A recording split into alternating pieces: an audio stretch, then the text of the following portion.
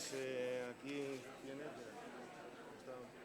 para empezar a pero bueno, estamos un poquillo más 60 tarde. minutos, más o menos 35, 40 minutos de intervención.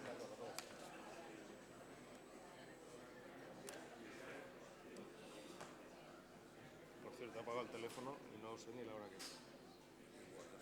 Yo ya no llevo, esto no llevarlo. Yo no, a mí no me apetece llevarlo.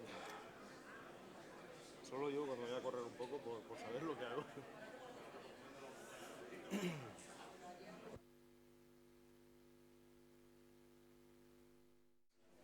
Si os parece, vamos a empezar el segundo día de la escuela. Como sabéis y como habéis visto, el título de la escuela de este año, vulneración de derechos humanos, la crisis como excusa. Derechos humanos que deben de garantizar una vida digna, sin distinción de ningún tipo.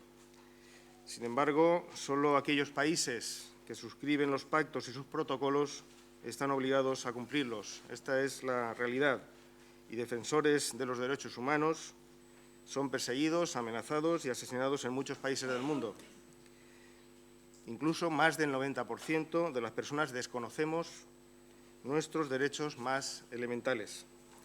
Martin Luther King dijo: la injusticia en cualquier parte es una amenaza a la justicia en todas partes. Ayer, datos de algunos ponentes, que voy a volver a repetir, decían que 3.500 millones no tienen acceso a protección social y 5.600 millones en el mundo a una protección mínimamente razonable. Y más datos, que algunos también sabemos. El 0,5% de la población mundial acumula el 35% de la riqueza y el 95% del poder. 26 millones de parados en la Unión Europea.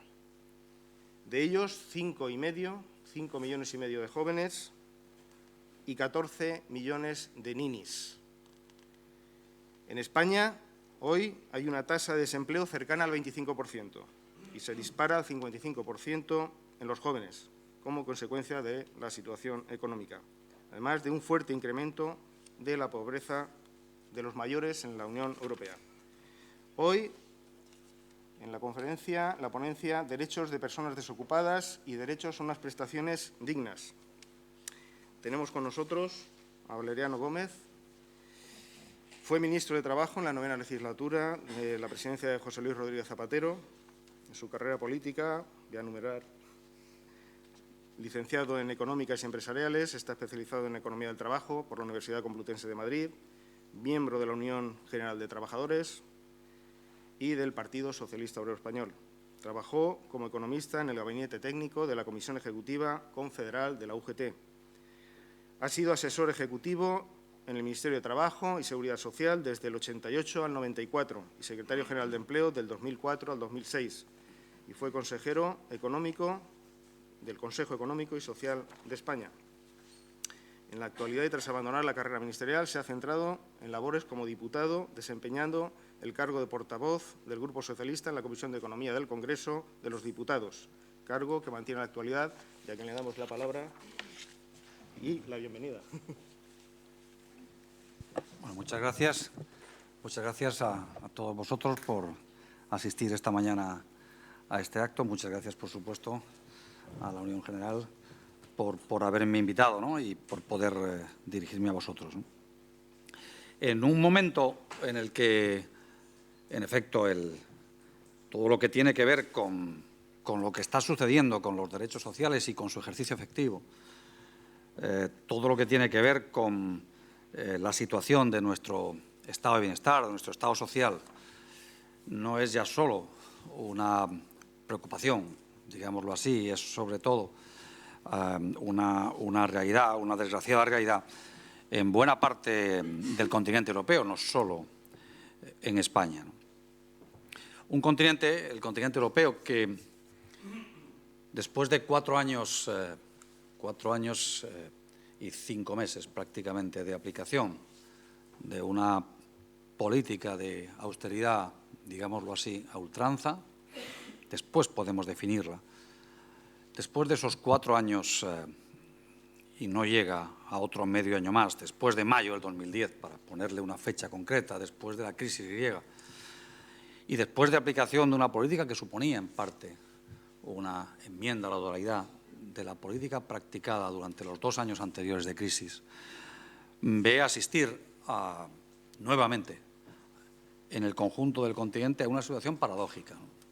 Es una situación en la que, por una parte, cuando miramos hacia atrás, vemos que esta política no ha tenido grandes efectos positivos en ninguna medida, pero además, cuando miramos hacia adelante, vuelven nuevamente a surgir nubarrones, incertidumbres, claramente, además, visibles ya en los indicadores económicos en España respecto de que el futuro tampoco es un futuro esperanzador en esa materia. Una política que ha hecho perder durante estos 4 años y medio, no llega, a los países de la eurozona algo más de 1,5 millones de desempleados, no desde el comienzo de la crisis, sino desde mayo del 2010. Una política que ha hecho, además, aumentar la deuda pública de los países de la eurozona en prácticamente 20 puntos porcentuales del PIB, al conjunto de ellos, del conjunto del PIB de la eurozona. Y en el caso español, una política que ha hecho aumentar la deuda pública alrededor de 40 puntos porcentuales. No teníamos, o estábamos en el entorno de los 60 puntos de PIB de deuda en mayo del 2010, hoy estamos en el entorno del 100%, ¿no? Y España ya ha sobrepasado ese emblemático umbral del billón de euros de deuda pública. Hace un par de meses alcanzó ya ese nivel, ¿no? Y una política que en el camino ha ido efectivamente, como consecuencia de su propia concepción, erosionando el estado de bienestar y produciendo en algunos países una estrategia consciente de devaluación salarial que necesitaba y que exigía, además, el incremento del desempleo. Lo malo de las políticas de devaluación salarial no es levantarse una noche ganando 100 y acostarse una noche ganando 100 y levantarse a la mañana siguiente ganando 80, si todo lo demás le pasa lo mismo. Esto es una devaluación. Si no hay moneda única y tuviéramos instrumentos, podríamos hacerlo así. Y nadie sentiría que se ha producido un gran vuelco en su situación. No, lo malo de esa política es que exige previamente un crecimiento intenso del desempleo, ¿no? Esto ya lo decía Keynes hace ya muchos años, ¿no? Venía a decir, el problema fundamental del mantenimiento de Inglaterra, decía él entonces, en el patrón oro, es que exige una política de devaluación sistemática de sus salarios, de sus rentas nominales. Decía él, y en Gran Bretaña no tenemos una experiencia previa de haberlo hecho. La única previa de haberlo hecho, decía él, fue antes de las guerras napoleónicas. Dice, y cuando lo hicimos, pusimos al país, cuando lo hicieron, decía él, pusieron al país, los responsables políticos de aquella Gran Bretaña, de aquella época, pusieron al país al borde de la revolución, ¿no? Lo pretendían hacer y lo pretendemos hacer ahora, además, con la existencia de organizaciones que no eran habituales en el siglo XIX, que son las organizaciones sindicales libres, ¿no? Si el patrón oro era difícil de mantener, era precisamente porque exigía periódicamente, cuando los países estaban en dificultades, siempre terminaban pagando a esas dificultades los salarios. Y cuando comenzó a haber organizaciones sindicales, los salarios empezaron a ser defendidos, como corresponde efectivamente a una situación de libertad política y en este caso sindical, ¿no? Y algo parecido nos pasa ahora. No tenemos patrón oro, pero tenemos una moneda única que es exactamente lo mismo. El patrón oro era una inmensa moneda única, en el que todas las monedas estaban vinculadas entre sí a través de cuál era su conversión en oro y a qué precio. Había libra, había peseta, había franco y había dólar, sí, y marco. Pero en realidad su tipo era irrevocable y era el oro el que fluctuaba, ¿no? Ahora está pasando exactamente lo mismo en el caso europeo. Hay una sola moneda, sí, hay una sola moneda, pero no hay instituciones de ajuste en el ámbito de cada país que no sean, en este caso, los propios costes. Y entre ellos el fundamental es el coste laboral, que exige, para poder producir una devaluación efectiva en presencia de organizaciones sindicales libres, exige efectivamente un alto nivel de desempleo, ¿no? Este es el principal problema de la instrumentación en toda Europa, de esta política de austeridad extrema, en el caso español, en el caso griego, que, como sabéis bien, ocupan los 2 primeros lugares en la evolución de la tasa de desempleo en el conjunto de Europa, ¿no? Y su efecto, naturalmente, sobre otras políticas, otras instituciones del estado de bienestar, es un efecto que ya es absolutamente visible, ¿no? En esta conferencia yo me voy a centrar en el ámbito de la protección por desempleo. ¿Y por qué? Porque, en mi opinión, esta es una de las claves de lo que nos está sucediendo y lo que nos sucederá en el futuro si no somos capaces de encontrar una solución pronta, no alguna vez, no, una solución muy pronto, por las razones que después analizaremos. Nuestro sistema de protección por desempleo, el sistema español de protección por desempleo, tal y como lo conocemos hoy, es un sistema, en términos comparados, relativamente moderno. Es un sistema que nació en 1961. En 1961 comenzó a discurrir en España un sistema parecido o similar al actual. No era exactamente universal para todos, pero la cotización comenzó a ser obligatoria para una inmensa mayoría de los asalariados del país, ¿no? En 1961 hace aproximadamente 53 años. Alguien dirá que es mucho, y efectivamente 53 años son muchos, pero son 50 años después de que ocurriera, de que tuviera sistema de protección por desempleo, el primer país que lo tuvo en Europa, que fue el Reino Unido. 1911 fue la fecha en la que el Reino Unido tuvo el primer sistema de protección por desempleo tal y como lo conocemos, ¿no? España tuvo un sistema de protección por desempleo antes, sí, en la República, pero no fue obligatorio y nadie se acuerda de él, como suele ocurrir en los sistemas de seguro, que no son obligatorios, que no son universales, que son voluntarios. Fue voluntario y muy poca gente cotizaba voluntariamente a ese sistema. Y en Europa hubo sistemas previos también de protección por desempleo de carácter voluntario, pero lo que ocurría era que solo se afiliaban a ellos, solo cotizaban a ellos aquellos que tenían más probabilidad de encontrar el desempleo, con lo cual quebraron muy rápidamente. Son los sistemas de Gante, se llama así porque fue la primera ciudad, Gante, la primera ciudad que tuvo ese sistema de protección en la Bélgica de comienzos del siglo XX, ¿no? Tenemos un sistema de protección por desempleo, tenemos un sistema que es universal, tenemos un sistema que protegía a muy poca gente antes de las grandes reformas en el sistema que abordó la democracia española, precisamente. La democracia española abordó la primera gran reforma del sistema de protección por desempleo a mediados de los años 80. También queda muy lejos, pero era aproximadamente 7 o 8 años después de que la transición democrática tuviera efectivamente una plasmación efectiva en el ámbito político. En 1984 se lleva a cabo la primera gran reforma del sistema de protección por desempleo en España. También queda muy lejos, hace 30 años, pero fue la primera vez que hubo un régimen de subsidios que sucedía a la prestación contributiva y que no estaban directamente vinculados a la cotización previa. Es la primera vez que se afronta en España ese fenómeno, que ya era un fenómeno importante a aquellas alturas, porque la crisis duró mucho tiempo, la crisis que mezclaba crisis económica con la crisis política y social derivada de la transición del cambio de régimen, duró mucho tiempo y el paro de larga duración se hizo muy intenso a la altura de mediados de los 80, antes de nuestra entrada en la Unión Europea. Y aquella reforma fue la primera que dio derechos de prolongación de la protección por desempleo una vez agotado el periodo de la prestación contributiva. Pues bien, desde entonces tenemos un sistema de protección por desempleo que podemos calificar moderno, equiparable al del conjunto de Europa. Nuestro sistema era un sistema financiado con cotizaciones sociales.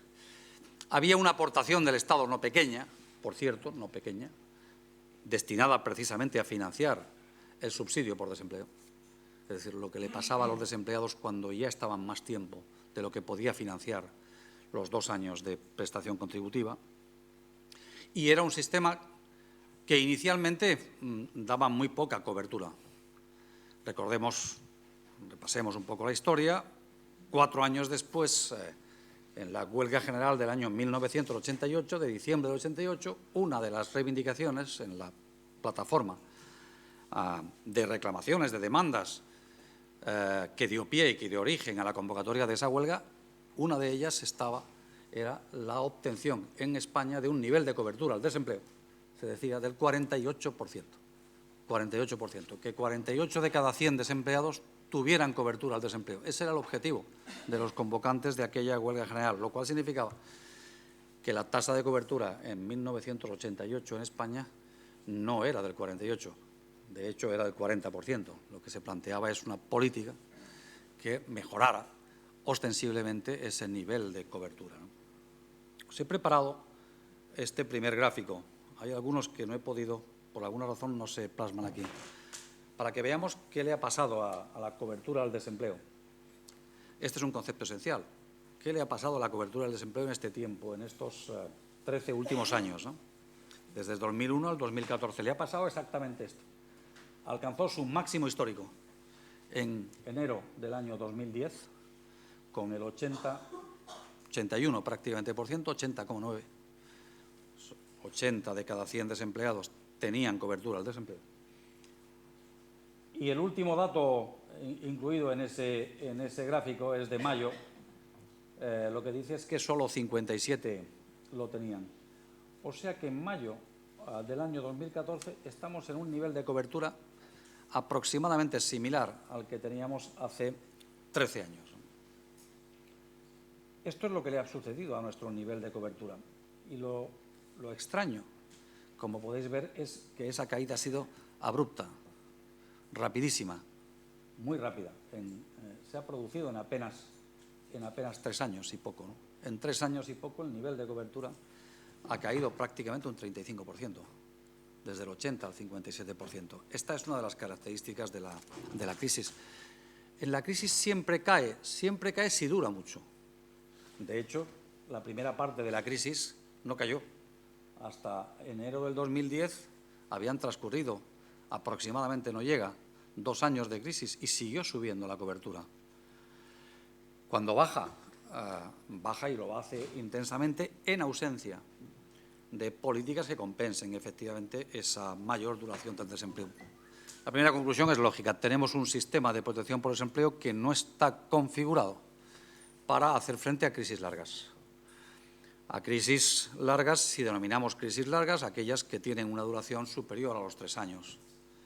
Esto es lo que le está sucediendo, por consiguiente, a nuestro sistema de protección por desempleo, que ha perdido ya hace tiempo, que ha perdido su capacidad de mantener un nivel de cobertura suficiente en presencia de una crisis del tamaño, de la intensidad, de la duración de la que estamos viviendo.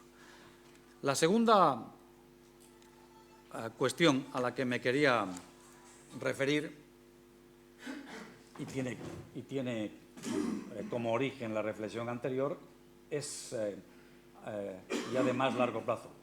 Este es un gráfico que se remonta muy atrás, se remonta a 1982. Prácticamente, descontando los 3-4 primeros años de gobierno de la UCD, esta es la historia de la protección por desempleo en España, en la España democrática, en esto que algunos llaman el régimen del 78, ¿no? El régimen del 78 lo que ha hecho es que, comenzando por en rojo están las prestaciones contributivas, por apenas 200.000 beneficiarios de prestaciones contributivas en el año 1985, ha llegado a proteger a aproximadamente 1.600.000 en el momento en el que estamos. Decimos, si la tasa de cobertura es tan baja, ¿son también bajos el número de beneficiarios? No exactamente. De hecho, este es el número de beneficiarios más alto de la historia española, ¿no? En la prestación contributiva y en el subsidio, en los dos. Y es, insisto, un nivel alto en cuanto a volumen, ¿no? El problema es que el desempleo es muy superior, claro. El problema es que el desempleo está llegando o alcanza en términos de EPAC prácticamente a 6 millones, no llega, ¿no? Pero fijaros, ¿qué está cayendo? Lo que está cayendo es la prestación contributiva. Esto es lo que está cayendo, el azul. Lo que está cayendo es el azul. Y esto significa que cada vez más personas que tenían derechos adquiridos como consecuencia de cotizaciones previas han consumido su prestación por desempleo. Y el volumen de prestaciones asistenciales indica que se mantiene estable, con más o menos oscilaciones, se mantiene estable y no es capaz de recoger a todos aquellos que se incorporan a él después de haber consumido la prestación contributiva porque salen, porque la prestación asistencial no dura lo suficiente como para recoger, mantener el nivel de cobertura en una situación de crisis como esta. Esta es la segunda lección. Tenemos un sistema dentro del sistema de protección. Nuestros problemas están, sobre todo, en el ámbito del subsidio por desempleo. En la prestación contributiva tenemos una prestación de 2 años.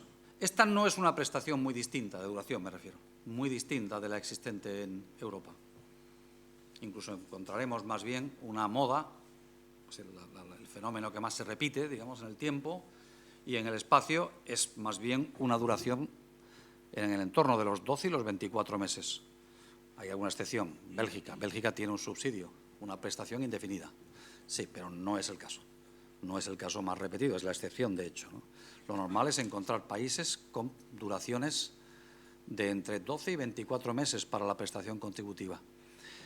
Y era antes de la crisis, era muy normal encontrar países, sobre todo los grandes países de la Unión, que tenían efectivamente subsidios lo suficientemente largos como para afrontar crisis de esta naturaleza en cuanto a su dimensión y en cuanto a su tamaño y duración. Este no es el caso de España, como podemos ver en el gráfico correspondiente, ¿no? Esta es una forma de ver lo anterior, con mucho más detalle. Lo que está cayendo efectivamente son las prestaciones contributivas, que siguen cayendo además después de estos meses abruptamente. Pero ¿qué le pasa a los parados? A los parados lo que le pasa es nada más y nada menos que lo que ahí se señala, ¿no? Lo que está creciendo, y está creciendo de forma intensísima, es el paro de larga duración, de muy larga duración. Llevamos larga duración al paro de más de 1 año, pero ahí están los de más de 2. Y los de más de 2 han crecido enormemente. Estamos en este momento en el entorno de los 2,5 millones de personas que tienen más de 2 años de duración en el desempleo. Esta es otra forma de ver a lo que nos referíamos antes. Pero veamos que esta es una de las claves de lo que nos sucede y de lo que tenemos que intentar arreglar durante los próximos meses, ¿no? Estos son los parados sin prestaciones, son los parados registrados, que como sabéis bien, después de las artimañas estadísticas realizadas por el Gobierno en este tiempo, tienen una situación desconocida. Nunca fue tanta la diferencia entre el paro registrado y el paro de la encuesta, nunca. Pero aún así, cuando miramos la diferencia entre los parados registrados y los parados registrados que no tienen prestaciones, los que no tienen, fijaros lo que les pasa durante la crisis. Estamos ya en aproximadamente 2.300.000 aproximadamente parados registrados que no tienen prestaciones. Este es el mayor nivel. El otro nivel comparable es el de la crisis de los 90, que también fue muy dura, pero duró poco. Dura en cuanto a intensidad, pero de poca duración, ¿no? Hubo un volumen similar, pero entonces el paro de la encuesta y el paro registrado era prácticamente el mismo. Ahora sabemos que no, ahora sabemos que el volumen de parados es muy superior. Este es el paro de la encuesta de población activa y veis que ya no son 2.300.000 los parados sin prestaciones, no, son casi 3,5 millones cuando tenemos en cuenta el paro de la encuesta, estén o no inscritos en el registro de desempleo, ¿no? Este es el verdadero problema en este momento. Y esto no había sucedido nunca antes en la historia moderna de nuestro sistema de protección por desempleo. Llegar a 3,5 millones de personas sin protección por desempleo y sin empleo. Esto no había ocurrido nunca antes. En los 90 tuvimos 2,5 millones durante muy poco tiempo, como veis. Rápidamente descendió después con la expansión, ¿no? Y también lo tuvimos en esa etapa a la que me he referido antes, de mediados de los 80, pero apenas fueron 2 millones. Esta es la gran novedad de lo que está sucediendo precisamente con esta crisis, ¿no? La duración de ella, su nivel de destrucción tan alto de empleo es lo que está produciendo este fenómeno que inevitablemente, ya se ha dicho en la presentación, inevitablemente tiene efectos también sobre los niveles de pobreza y las tasas de pobreza No me refiero a ellas para centrarnos, por consiguiente, en esta cuestión de las prestaciones por desempleo, ¿no? Este es el marco. El marco es este.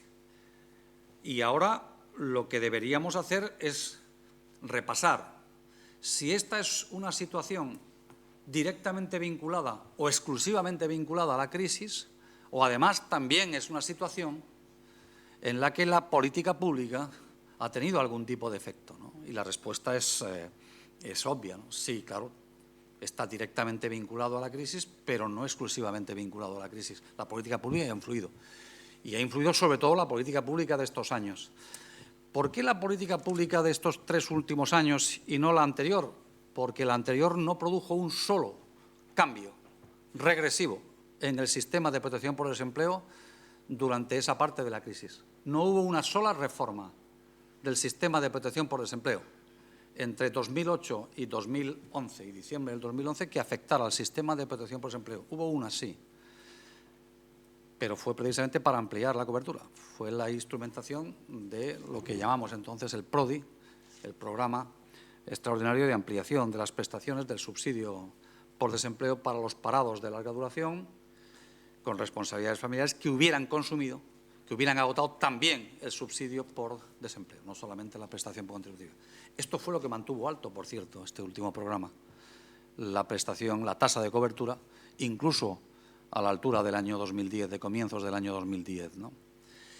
Y, en cambio, lo que se ha producido después ha sido, junto con las reformas en la regulación laboral, lo que se ha producido después ha sido una política consciente, clara, destinada a erosionar, a reducir el nivel de cobertura y la intensidad de las prestaciones por desempleo, las dos cosas a la vez. Han sido aproximadamente 10 cambios en la regulación legal del sistema de protección por desempleo en 3 años. No 1, ni 2, ni 3, han sido 10 cambios, que podríamos agruparlos en 3 aproximadamente ámbitos de actuación. El primer cambio tiene que ver, naturalmente, con la reducción de la cuantía. Esto no hubiera sido, no merecería realmente una crítica política si se hubiera compensado con una ampliación de la duración. Es legítimo que en tiempos de crisis y en ausencia de recursos podemos pensar en políticas de solidaridad dentro incluso de los perceptores de prestaciones. Y decimos, bueno, pues hagamos que se reduzca la intensidad temporalmente, en el sentido de reducir, digamos, la tasa de reposición de prestaciones, es decir, lo que relaciona tu salario previo con lo que cobras en desempleo, pero a cambio extendamos la duración de la prestación. Podría haber sido esa una estrategia, ¿no? Pero no lo fue, porque se redujo efectivamente la intensidad de las prestaciones. 10 puntos fue la reducción de la cuantía de la prestación desde el comienzo, pero también se redujo en el fondo la duración. ¿De qué forma? Produciendo diversas medidas que afectaban efectivamente a colectivos concretos. La más difícil de entender, en mi opinión, es la que afecta a los mayores de 52 y de 45 años, ¿no? La más difícil de entender es la que hace que, por ejemplo, el subsidio indefinido, ese que se construye para enlazar el desempleo cuando estás en desempleo, cuando has sido despedido de tu empresa, etcétera, con una hipotética jubilación, también de carácter anticipado, que comenzaba a los 52 años, la más difícil de entender es esa que extiende hasta los 55, el comienzo. Esos 3 años para muchos son muy importantes. Son muy importantes en cuanto a renta durante ese tiempo, pero son muy importantes también en cuanto a cuantía de la pensión futura, ¿no? También durante ese tiempo, ¿no? La más difícil de entender, a su vez, es que el programa que sucedió al PRODI, el Prepara, haya sufrido sucesivas reformas que han terminado efectivamente reduciendo de una forma muy intensa el volumen de perceptores. El PRODI llegó a tener aproximadamente unos 300.000 personas con prestación, habiéndolas agotado, ¿no? En términos de cuántos están en cada momento, en cada mes, cobrando o percibiendo algún tipo de ayuda a través del Plan Prepara, en este momento debemos estar en torno a 70.000, ¿no? Esta es la diferencia. Muchas veces el Gobierno dice no, hay más de medio millón de personas que han percibido, sí, pero si la tasa de cobertura se mide diciendo cuánta gente está en cada momento percibiendo prestaciones, ¿no? Y ha sido una reducción muy drástica, de 300.000 a 70.000, en ese orden, ¿no? Como consecuencia, entre otras cosas, también del endurecimiento de las prestaciones, de las condiciones para poder acceder. Un endurecimiento que también afecta, por cierto, a los perceptores del subsidio por desempleo. En fin, a través de estas tres estrategias, digamos, de reforma del sistema, lo que se ha producido es lo que vemos ahí en ese gráfico, ¿no? Lo que se ha producido es la caída más abrupta que ha tenido nunca un sistema, insisto, relativamente joven de protección por desempleo como el español. Joven también en la perspectiva de cómo evoluciona en el tiempo, ¿no? Y a mí me gustaría destacarlo siempre en ese aspecto, ¿no? Este sistema es un sistema que crea fundamentalmente la democracia. Antes de la democracia, muy pocas personas, lo hemos visto, percibían la protección por desempleo. Había muchos más que emigraban que los que percibían la prestación por desempleo en un país que se desangraba a base de emigración durante los 60 y los primeros 70, ¿no? Pero en democracia llegó a ser una prestación útil porque no solamente estabilizaba las rentas, también estabilizaba socialmente al país, ¿no? Y esto es lo que estamos en riesgo de perder en este momento, porque esa tendencia no deja de producirse, ¿no? El Gobierno insiste ahora en que está cayendo el gasto en prestaciones por desempleo y, en efecto, está reduciéndose el volumen de entradas en el sistema, que son fruto de los despidos. Durante este año se ha reducido el volumen de despidos, sí, pero los que salen del sistema están saliendo en mucha mayor medida que antes, porque tienen menos duración y porque una parte de ellos ya no lo perciben, sobre todo los mayores, ¿no? Y el resultado es que, aunque hay menos entradas en el sistema porque hay menos despidos durante el 2014, el resultado que está viendo es justo el contrario. Y es que hay menos entradas, pero hay muchas más salidas. Salidas que no se producen al empleo solo, o tanto, sino salidas que se producen también directamente al desempleo, como veíamos ahí en la evolución de las cifras de parados que no tienen derecho a la prestación por desempleo. En este contexto es en el que deberíamos de situar una de las reivindicaciones, en mi opinión, la reivindicación es más importante que debería tener el sindicalismo y las fuerzas políticas de la izquierda en este país en este momento. La reivindicación es recomponer cuanto antes, exigir, plantear por parte del Gobierno un programa que logre mejorar durante poco tiempo, digámoslo así, en cuanto a su instrumentación y rápidamente la intensidad del volumen de cobertura. Otra vez más, evocando el pasado, si entonces, en el año 88, aquel objetivo de alcanzar el 48% de tasa de cobertura era un objetivo que mereció, entre otros más, una acción como la que entonces se emprendió, ahora estamos en la práctica en una situación muy similar, pero con más dimensión, porque si bien lo miramos en relación a la encuesta de población activa, que, insisto, el paro y el registrado y la encuesta siempre han ido de la mano, con más o menos oscilación, pero siempre han ido muy de la mano. Esta es la primera vez que se les separa tanto espacio de discriminación, de diferencia entre una y otra, ¿no? Ese millón y pico de personas que están paradas y que no están inscritas. La tasa de cobertura real está muy por debajo de ese 57%, porque ese está construido sobre la base del paro registrado. No, la cobertura real está en el entorno del 35%. Son 2 millones y algo de perceptores de prestaciones por desempleo y casi 6 millones de parados en su conjunto. Esta es la cobertura real actual.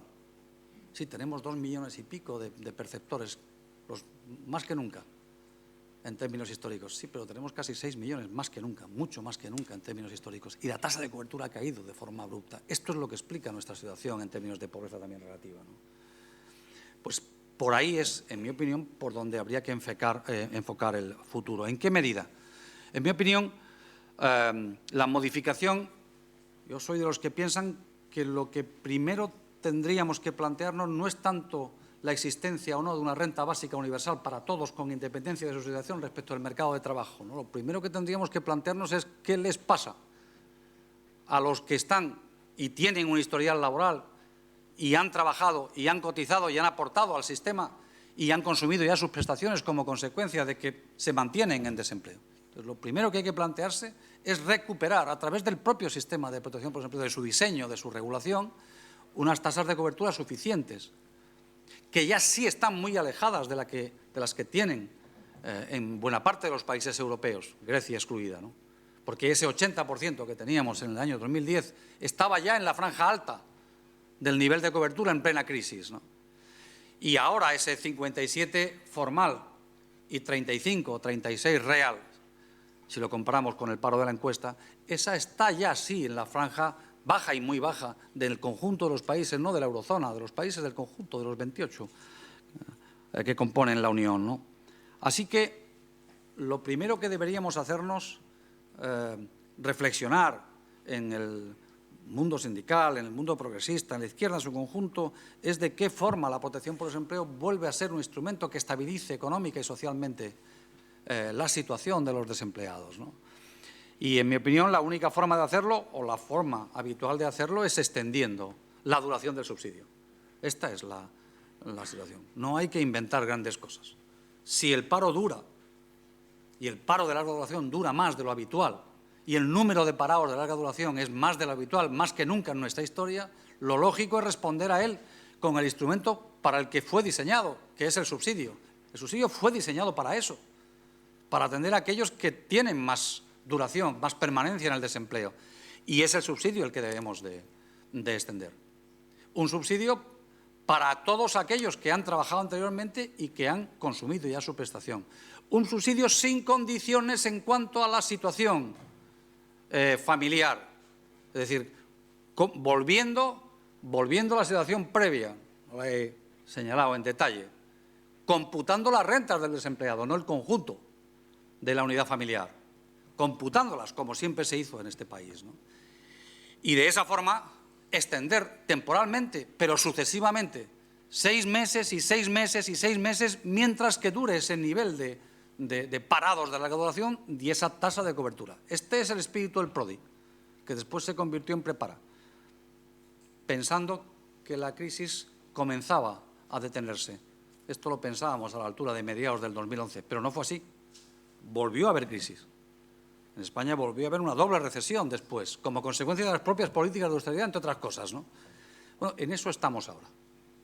Ahora en lo que estamos es en la necesidad de volver a recuperar el subsidio, hacerlo para todos los que han trabajado anteriormente y han agotado su prestación, hacerlo ni siquiera sin condicionarlo a la participación o no, como ocurre con el Prepara, por supuesto, en la medida de lo posible, sobre todo en la medida de la capacidad de los servicios públicos de empleo, que participen, por supuesto, en acciones de inserción o de formación. Pero tiene que ser un derecho indiscriminado en ese aspecto, porque el Prepara, tal y como está concebido, apenas es capaz de proteger a 70.000 desempleados cada mes, ¿no? Y necesitamos muchos más. Necesitamos a centenares de miles que no tienen protección.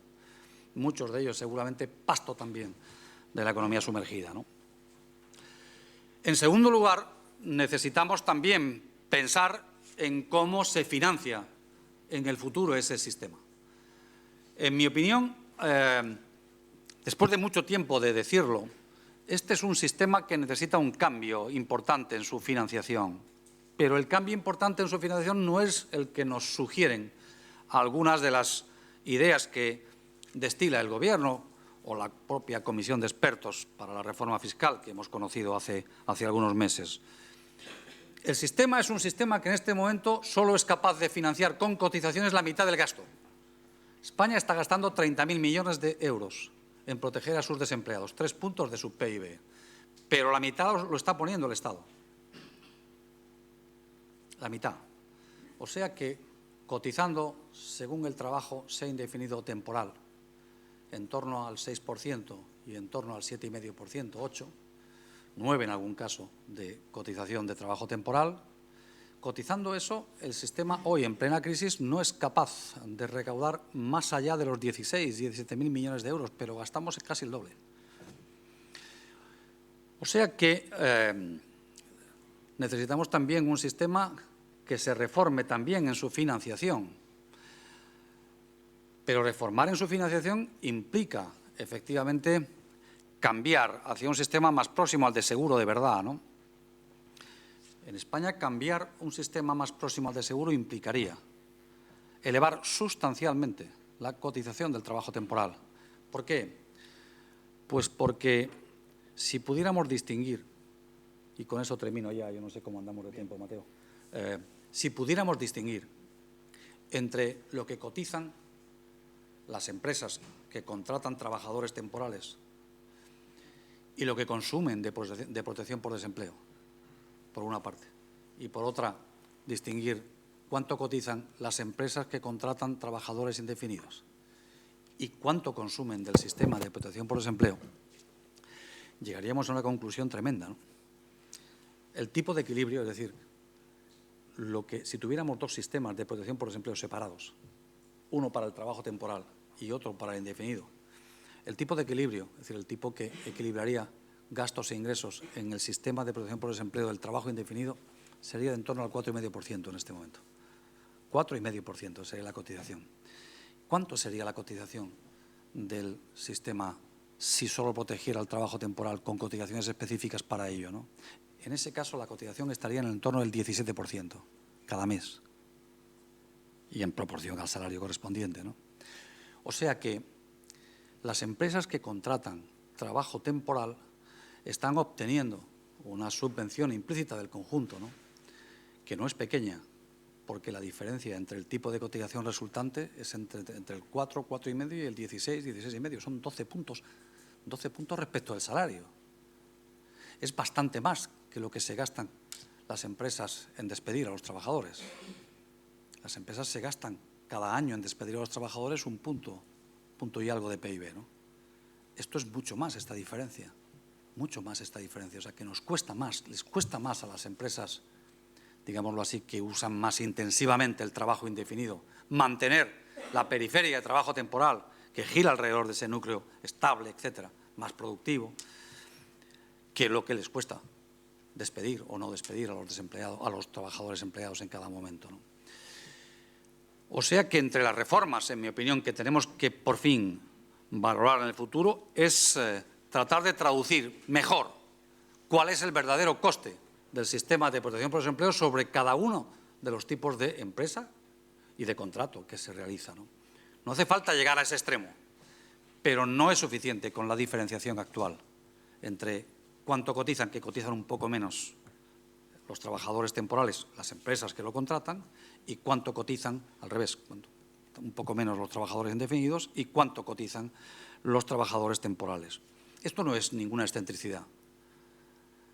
De hecho, en Estados Unidos, en los estados que tienen protección por desempleo, que no son todos, en ella la protección, la cotización a la protección por desempleo de las empresas es todavía más estricta que esta que yo señalo.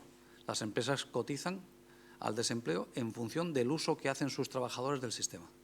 Y cada año, en algún caso, cada 3 años en otro, cada 5 años en otros casos, depende del Estado, se revisa su cotización en función del uso que hacen, ¿no? Así que pensar en un sistema de esta naturaleza hoy no es, por supuesto, ninguna excentricidad.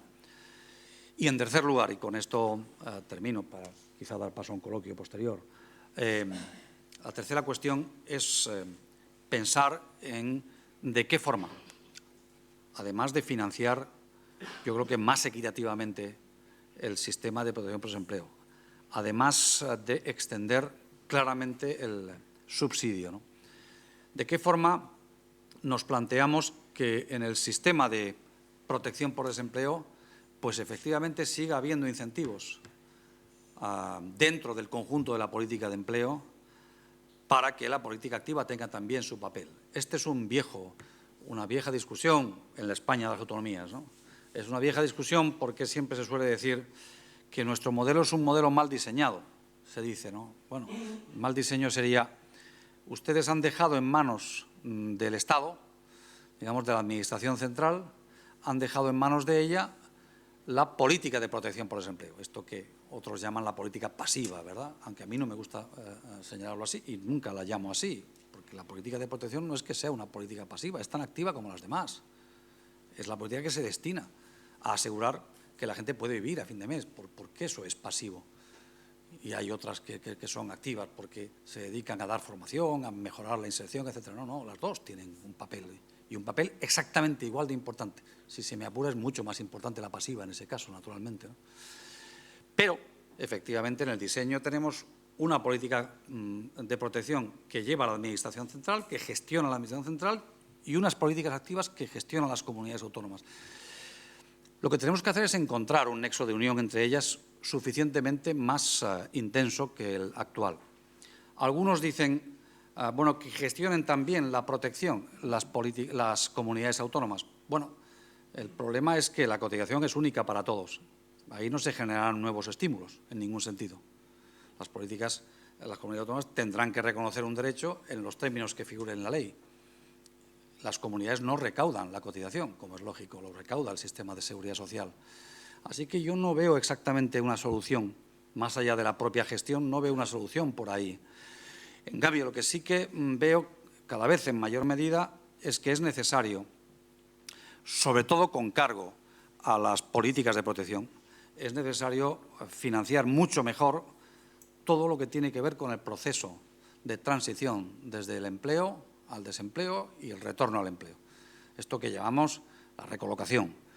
Esto es lo que falta en este país de diseñar adecuadamente. A mí me parece que todavía en España no tenemos un buen sistema para estimular, no solamente para hacer obligatorio esto que llamamos el plan social y las estrategias de recolocación cuando existen problemas que tienen que ver con el despido y con el ajuste de las plantillas en las empresas. Hemos convertido, la verdad, este asunto en un mero expediente, ¿no? En un mero trámite que hay que cumplir, ¿no?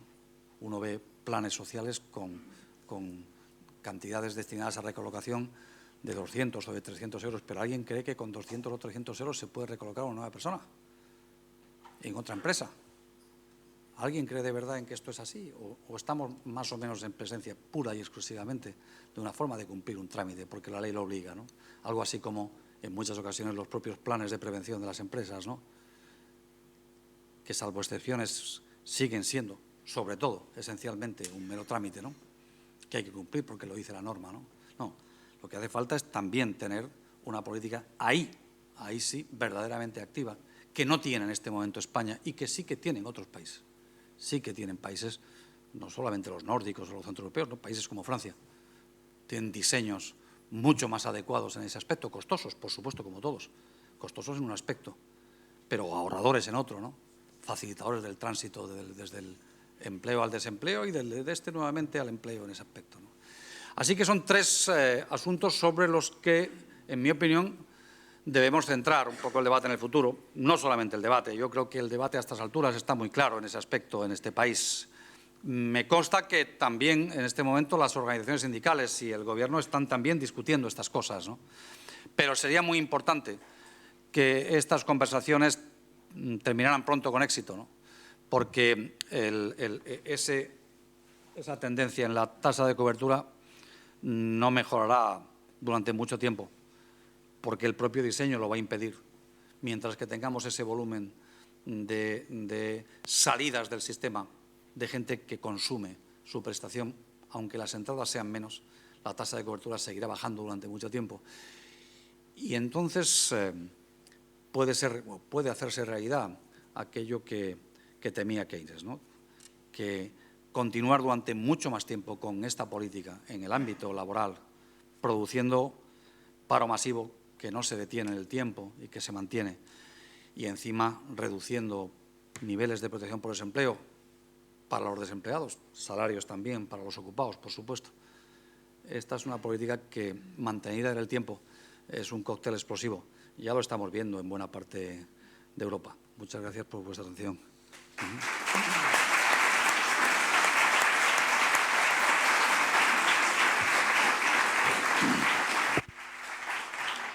Bien, gracias, Valeriano, por tu interesante intervención. Bien, estaba previsto, si alguien quiere intervenir, un breve coloquio.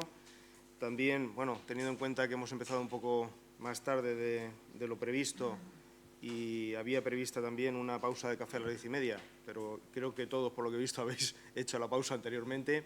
No obstante, después de las intervenciones haremos una breve pausa. Si alguien quiere intervenir. ¿Una pregunta?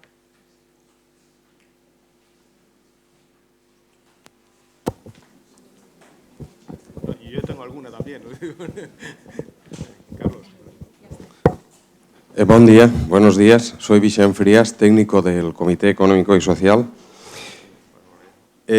Aparentemente lo que explicas, compañero Valeriano, es muy sencillo, porque estás proponiendo lo que sea unas reformas para que este sistema de prestación, que está englobado en un modelo de sociedad que este Gobierno no lo comparte, si aparentemente es tan sencillo, ¿por qué no lo sabemos explicar? Es decir, ¿cómo se cuantifica eso? ¿Cómo podemos, desde el punto de vista progresista, expresar que eso es justo, porque es justicia social, que es solidario, pero al final lo que te pueden decir es qué coste tiene esto para un Estado, para un Gobierno, para que sea perfectamente factible aplicarlo? Gracias.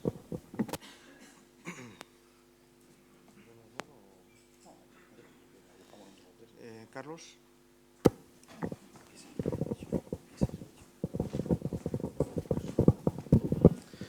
Buenos días, Valeriano, y a todos. Dices, lo has dicho indirectamente, pero estamos oyendo hablar estos días de que podemos volver a entrar en recesión. Se hablaban de unos brotes verdes algunos, los que lo vieran, yo debo ser daltónico. Tercera recesión significa aumento de paro, pérdida de cobertura, lo que decíamos de que podía apuntar a un repunte que algunos podían creer de la caída del desempleo. Nos están preparando para que lo que podía ser no va a ser, sino que se va a empeorar. Tu opinión sobre lo que puede influir y a dónde podemos llegar en esas tasas, porque claro, si estamos en el 57 y real en un 36, pues bueno, esto nos puede situar, como has dicho tú, aunque perdón, disminuyan los ingresos, va a salir más gente porque han disminuido las condiciones. Eso sería una pregunta. Y después la otra muy corta también. Financiación, no sé, a mí cuando me dicen que aporta el Estado y empiezo a pensar que eso es mucho y empiezas a hablar, ¿esto qué significa? Me preocupa. Ayer el presidente de la patronal, fuera de micrófono, decía que la mejora del dinero con la última rebaja del Banco Central Europeo significaba o podía significar en el presupuesto del Estado en torno a unos 7.000 millones de euros.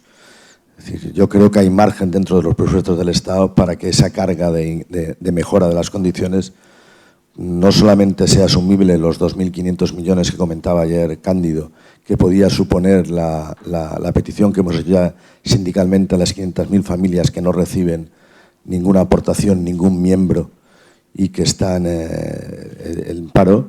Y no hablamos también y nadie nos ha dicho, yo no conozco el dato, de cuántas familias están siendo mantenidas por el jubilado o el receptor de una pensión. Porque si sumáramos esas dos cantidades habría muchísimas familias que no tienen ingresos directos si no es por un progenitor, ¿no? Entonces, eso que has dicho del 50% se financia con aportación del Estado, también conocemos que en los sistemas europeos los sistemas de protección tienen una aportación siempre del Estado. Es decir, por ejemplo, la Seguridad Social aquí no tenemos una aportación del Estado y en Francia tiene una aportación directa del Estado. La concepción de lo que nos afecta a los trabajadores no los tenemos que pagar directamente nosotros de nuestras cotizaciones sin tener en cuenta lo que ya pagamos de impuestos es una cosa que no quiero entender y me niego a entender. Creo que ya pagamos directamente y también pagamos por vía impuestos. Por lo tanto, si algo tiene que aumentar son las aportaciones del Estado y debe recaudar de otras fórmulas como son la reducción del presupuesto o el incremento de cotizaciones a aquellos que tienen mayor beneficio.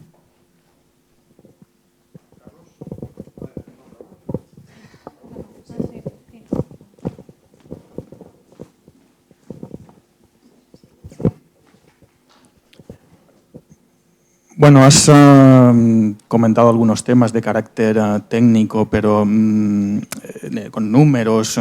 Yo pienso que también es fundamental utilizar argumentos que apunten a la reputación de las prestaciones, al para qué quiere esta sociedad las prestaciones.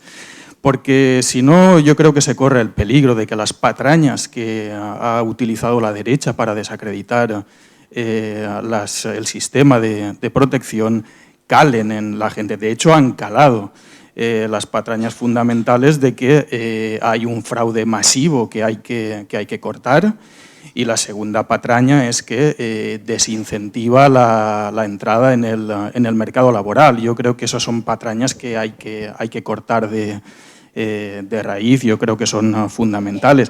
Y la segunda cuestión que quería preguntarte, eso ya es una pregunta directa, es el tema del salario mínimo. La has sacado por completo de esta ecuación. Me gustaría que te extendieras un poco en esta cuestión. Gracias.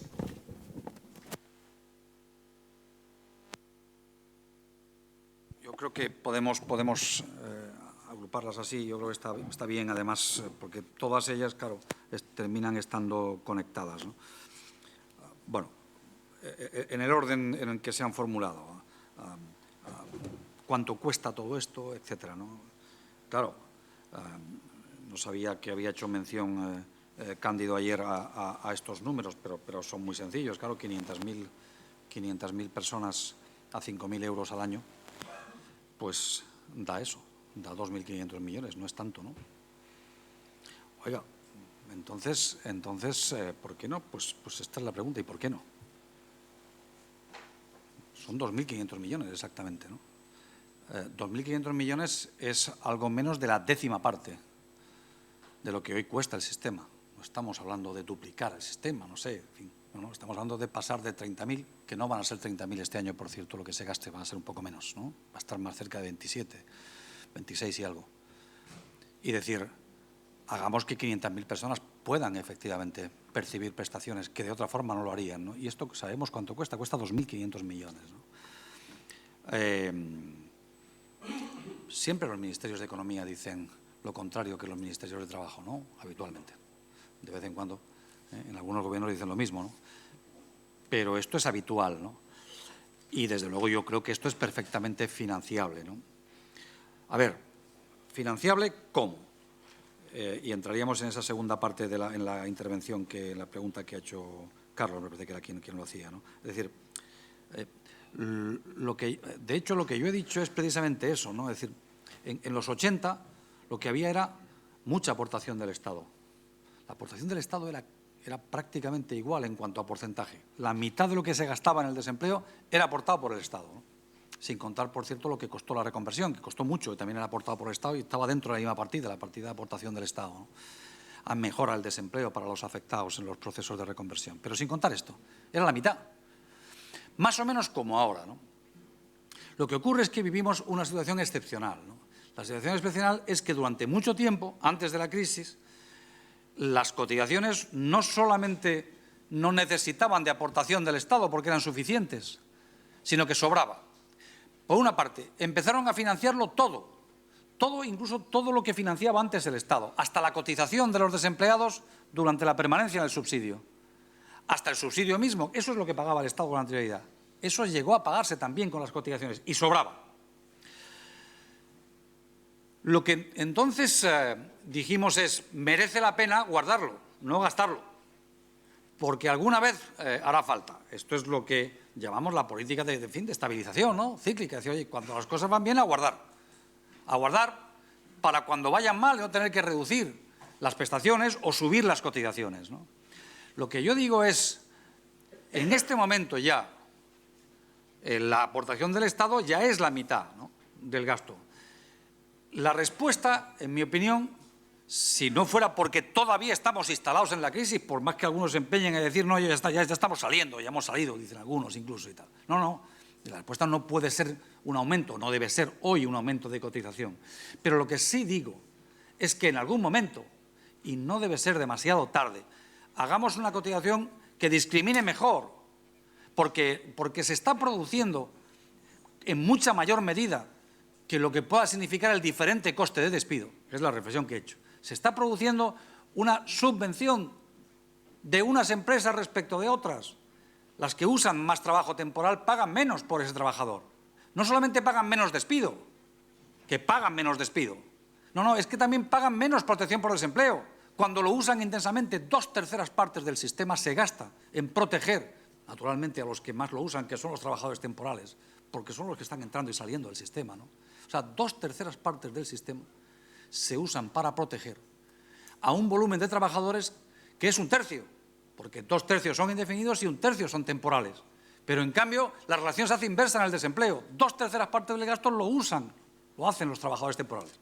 Las empresas que contratan trabajadores temporales, ¿no? Habría que decirlo para situar bien la causalidad, ¿no?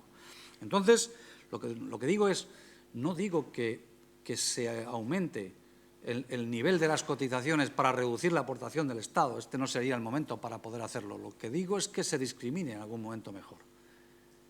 Que tenemos que acabar con un sistema cuyo conjunto de estímulos está dado para que se utilice más intensamente el trabajo temporal. Y no es solo el despido, que siempre nos fijamos solo y exclusivamente en el despido. No, esto es mucho más importante como fuente. Con esta subvención se paga el mismo despido.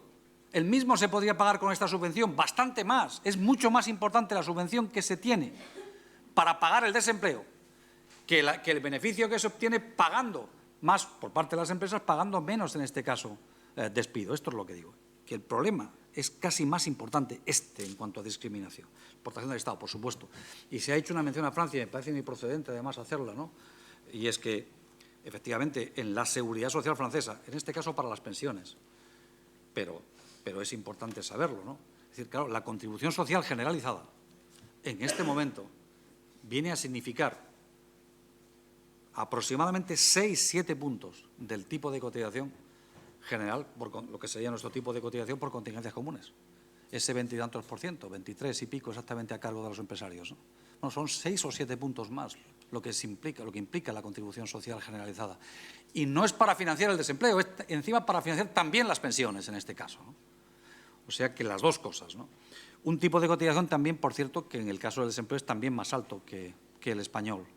Y eso que su volumen de desempleo es inferior al nuestro, ¿no? Así que por ahí también encontramos alguna explicación al respecto. Decía también, Carlos, todo lo que significa la vuelta a una tercera recesión, ¿no? Bueno, el problema fundamental es un problema de diseño, como sabéis bien. Por eso he hecho referencia a Keynes. Antes de la moneda única, ¿qué ocurría? Cuando había desajustes, siempre se producían de la misma forma. Y es que había unas monedas que tenían que devaluarse porque no habían logrado mantener su nivel de precios suficientemente bajo respecto de otras, ¿no? Pero ¿quiénes se devaluaban casi siempre? Por no decir siempre. Siempre eran las mismas. Se devaluaba el franco, se devaluaba la peseta, se devaluaba el escudo, se devaluaba de vez en cuando el franco belga, también se devaluaba, y en ocasiones la libra, ¿no? ¿Y quién se revaluaba?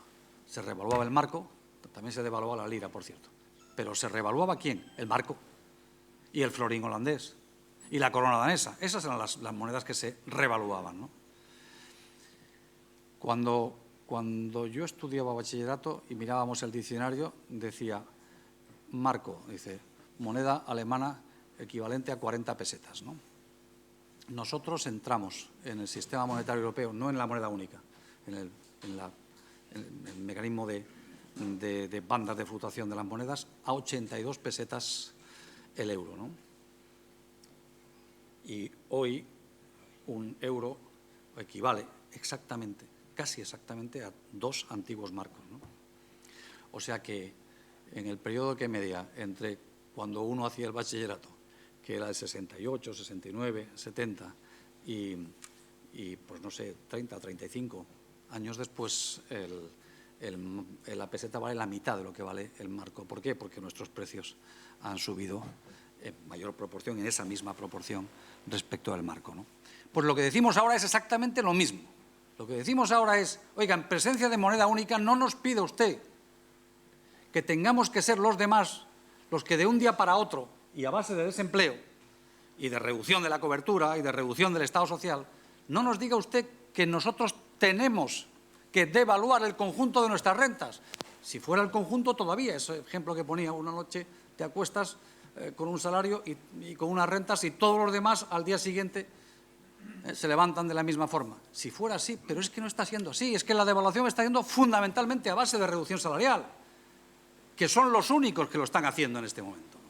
Entonces lo que decimos es, pues revalúe esto también. Si tenemos la misma moneda, no puedo revaluar. Revalúe usted el resto de los costes, también los salarios. Y esa es la lógica del salario mínimo en Alemania, claro. La lógica era esa también. Revalúe usted sus salarios, sus costes, mejore su demanda interna, impulse su economía. También, por cierto, para elevar el nivel de precios, porque así tampoco saldremos adelante, porque el tamaño de las deudas estará creciendo sistemáticamente. Entonces, lo que decimos es, si hay situaciones divergentes en cada país, y son las mismas que siempre hubo en el pasado, por cierto, y que creíamos que se habían acabado con la moneda única, la solución es la misma que en el pasado, pero manteniendo una moneda, que es reduciendo unos costes o impidiendo que se reduzcan demasiado y elevando otros.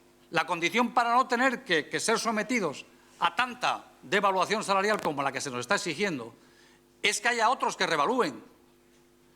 Y si no lo hacen, el sufrimiento aquí será mucho mayor. Aquí, en Italia, en Grecia, en Portugal, etc. ¿no? Esto es lo que decimos. Esencialmente es un problema de diseño, pero es un diseño que está siendo mortal para las sociedades del sur, ¿no? Y es un diseño que, en la referencia al Banco Central, es obvia a estas alturas, ¿no? Claro, haber tenido que estar durante más de 4 años de crisis, ¿no? Entre el 2008 y el 2012, ese verano, ¿no?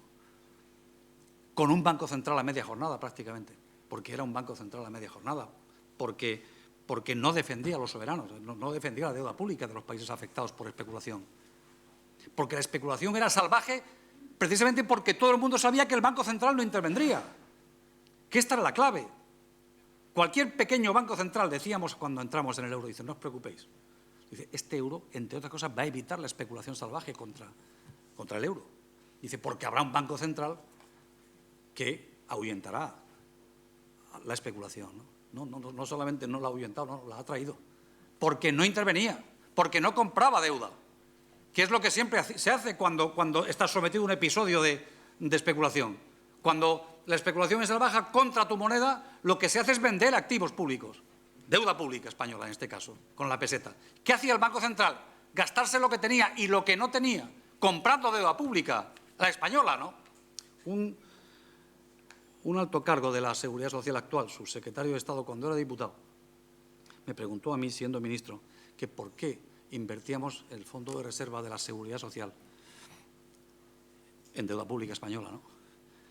Y hubo que recordarle, pero usted se imagina un fondo de reserva que decidiera no invertir español, no invertir en deuda pública española.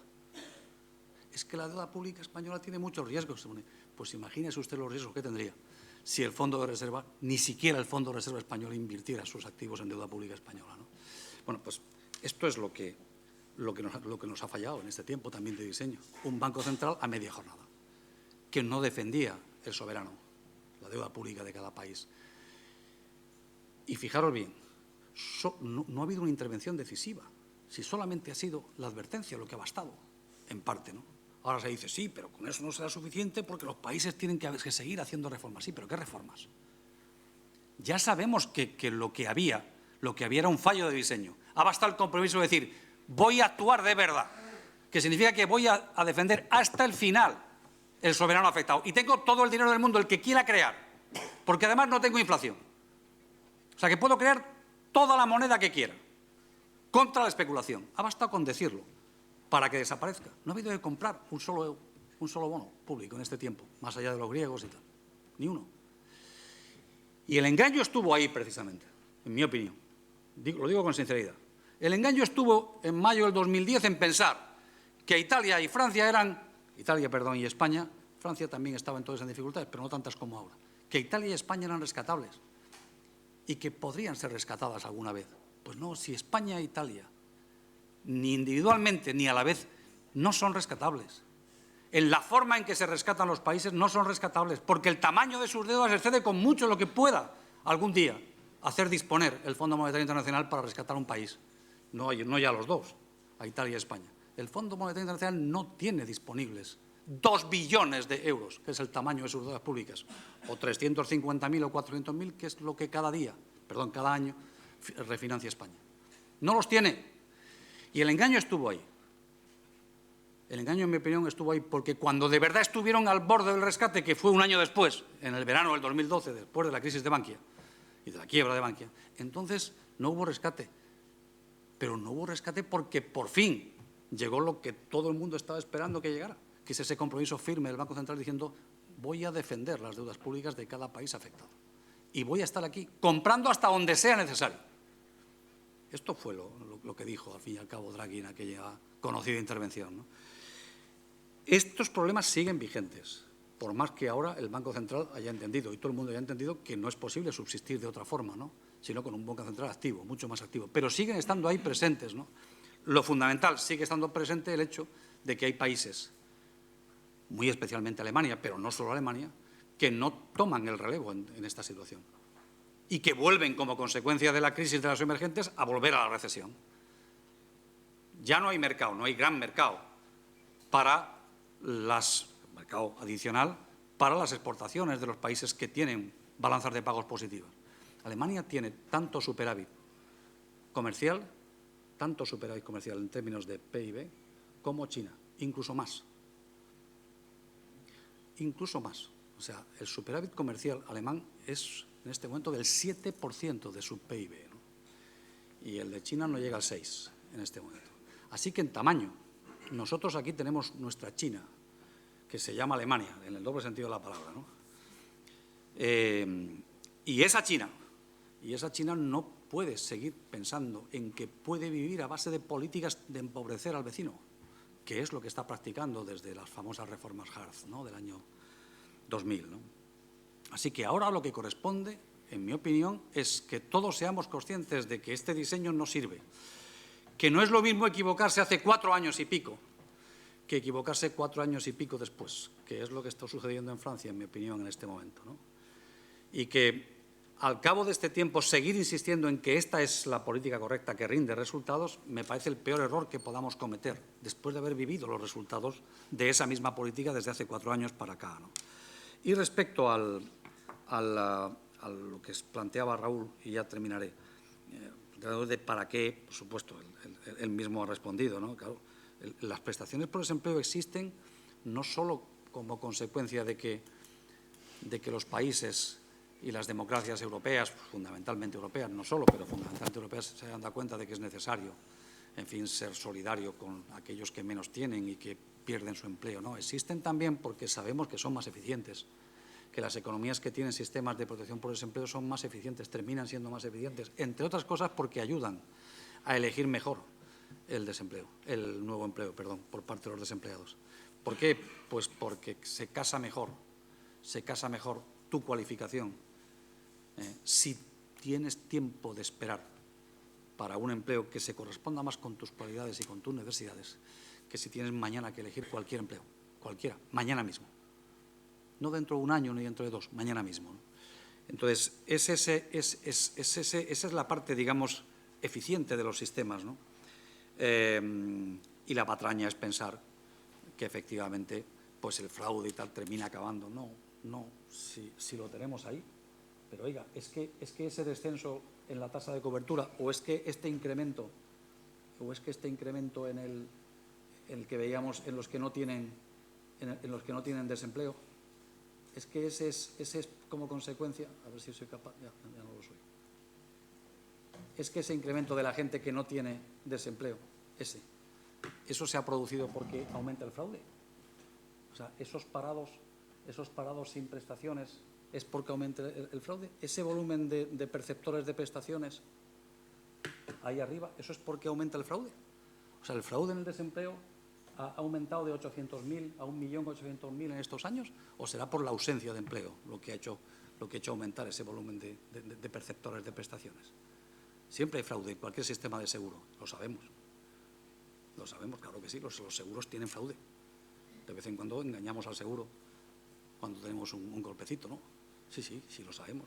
Eso es parte del guión de un sistema de seguros. Lo importante es saber que el sistema de incentivos aproximadamente responde a lo que necesitamos. Y responde, sí, pero de forma insuficiente. Como estamos viendo. Ahí, ¿cuál sería el papel del salario mínimo? Hasta ahora el papel del salario mínimo era un papel incierto, porque decíamos, sí, el salario mínimo tiene un papel, pero hay que tener mucho cuidado porque si subimos demasiado el salario mínimo terminamos afectando al empleo, ¿no? Al empleo de los jóvenes. Esta es la filosofía convencional. Desde el mundo liberal lo que nos dice es salario mínimo sí, pero con cuidado, ¿no? Sí, pero en España es que teníamos y tenemos en parte una inmensa paradoja. Fue la que intentamos afrontar en la primera parte de la legislatura del Gobierno de Zapatero anterior, ¿no? La paradoja era que teníamos el nivel de salario mínimo interprofesional más bajo de Europa, más bajo era entonces incluso que el griego, en España. Y al mismo tiempo teníamos una de las tasas de desempleo juvenil más altas del mundo. Ahora también la seguimos teniendo, pero después de la crisis, ¿no? Y la idea es, pero no decíamos que un salario mínimo demasiado alto terminaba afectando al empleo juvenil. Entonces, ¿cómo es posible que con el salario mínimo más bajo tengamos también la tasa de desempleo juvenil más alta? Algo estará fallando en esa teoría, ¿no? Y lo que decimos es, teníamos razón. Lo que decimos es que teníamos razón.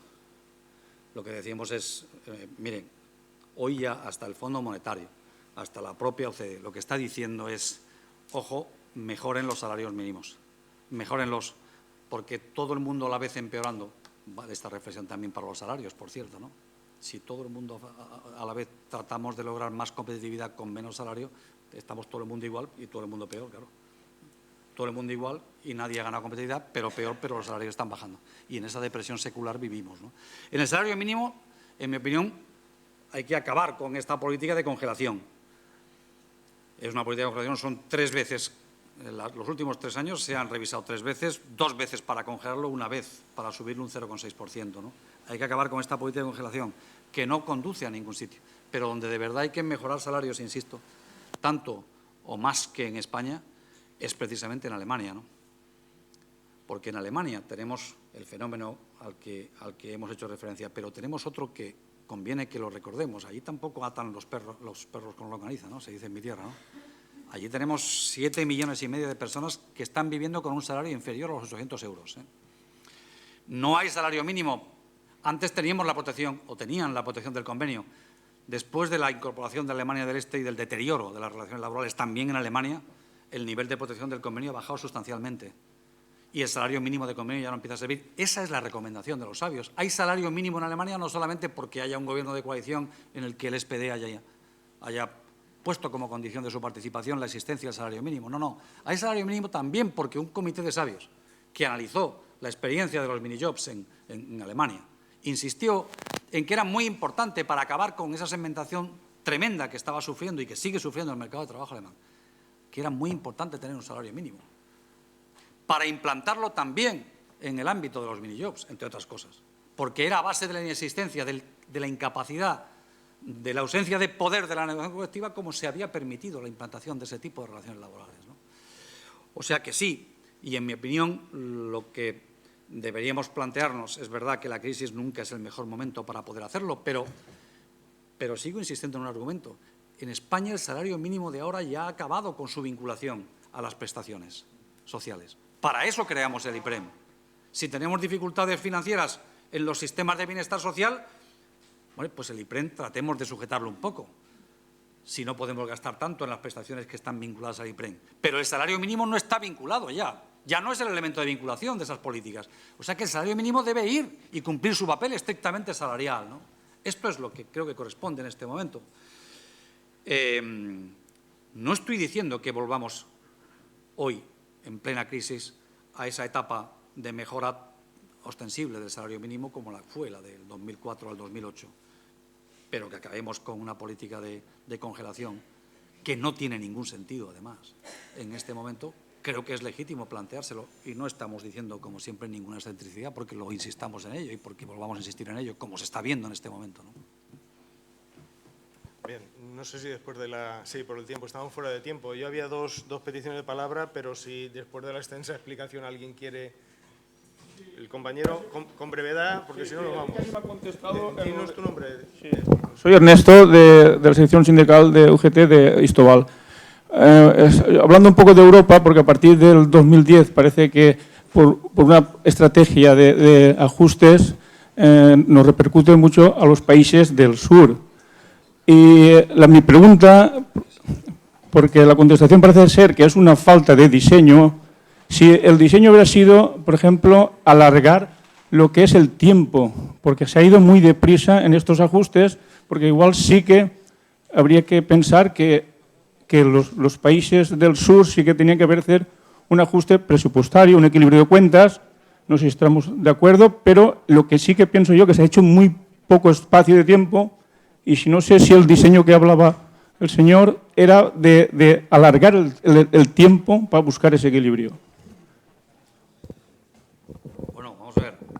En el fondo, lo que decimos ahora es, oiga, usted decía que 2 años seguidos, 2008 y 2009, de crecimiento del déficit porque se cayeron los ingresos públicos y mantuvo un nivel de gasto público alto, no han evitado la situación, ¿no? Este era el argumento de mayo del 2010. Hay que acabar con esta política porque tampoco logra frenar la crisis, ¿no? Y lo que decimos ahora es, ya sabemos que nos hemos equivocado. Ya lo sabemos, es decir, porque la respuesta correcta era la otra, ¿no? Porque la respuesta que se tomó a partir de mayo tampoco ha estabilizado el déficit. No, los déficits han seguido creciendo y las deudas también. Es decir, y teníamos 60 puntos de PIB en deuda y ahora tenemos 100. 400.000 millones más de deuda pública hay hoy que hace 4 años y pico, ¿no? Entonces decimos, oiga, esto que decía usted es que no podíamos endeudar más, que dejaron ustedes al país así, en fin, la herencia, la ruina y tal. Pero bueno, lo que había en diciembre del 2011 eran 700.000 millones de deuda. Ahora hay un billón en este caso, ¿no? Oiga, ¿cómo que la herencia? Si tenemos 300.000 millones más hoy, a pesar de todos los ajustes y todos los recortes, lo que decimos, que es entrar en un debate técnico, pero está bien, ¿no? Es decir, hay un concepto que se llama el multiplicador fiscal. ¿Qué significa eso?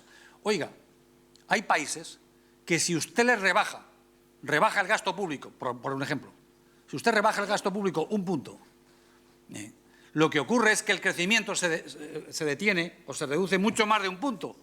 Y entonces el ingreso público no solo no se reduce, sino que el propio ingreso, en forma de diferencia con el gasto, termina haciendo que el déficit sea mayor. O sea, usted reduce el ingreso público en un punto y el déficit público crece, en lugar de reducirse.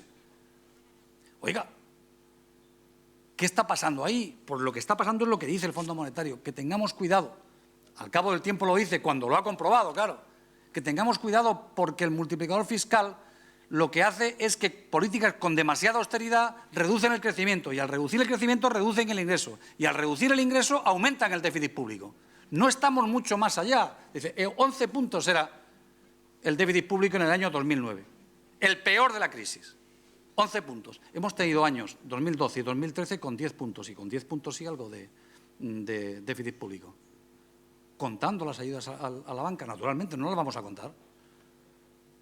Entonces, lo que decimos es, esta política tampoco mejora la capacidad fiscal de los Estados, es más, la empeora, porque la dinámica de la deuda empieza a ser peligrosa. Esto es el problema fundamental, es este. No he hecho referencia a ello, pero este es el problema fundamental. Si somos capaces de detener una dinámica de la deuda pública que va como va, y que en España ya es el 100%, pero en Italia es el 135% ya, y va camino del 150%, ¿no? Y mientras tanto, la mejor forma de reducirla, que es ese impuesto para todos, pero también para las rentas más altas, que es la inflación. Ese impuesto no existe, porque está en cero. Y el problema fundamental de Europa y de los países europeos es ese. Si van a ser capaces de obtener un nivel de crecimiento nominal, por lo menos, con inflación incluida, suficiente como para detener el crecimiento de la deuda. Esto no se está produciendo y hoy esta situación es peor que en mayo del 2010. Por eso decimos que ha fracasado esta política, además de por los males sociales que ha producido. También por esa, porque su objetivo fundamental, que era detener el crecimiento de la deuda, también en eso ha fracasado, ¿no? Esta es la cuestión, ¿no? Bien, gracias Valeriano, gracias a todos.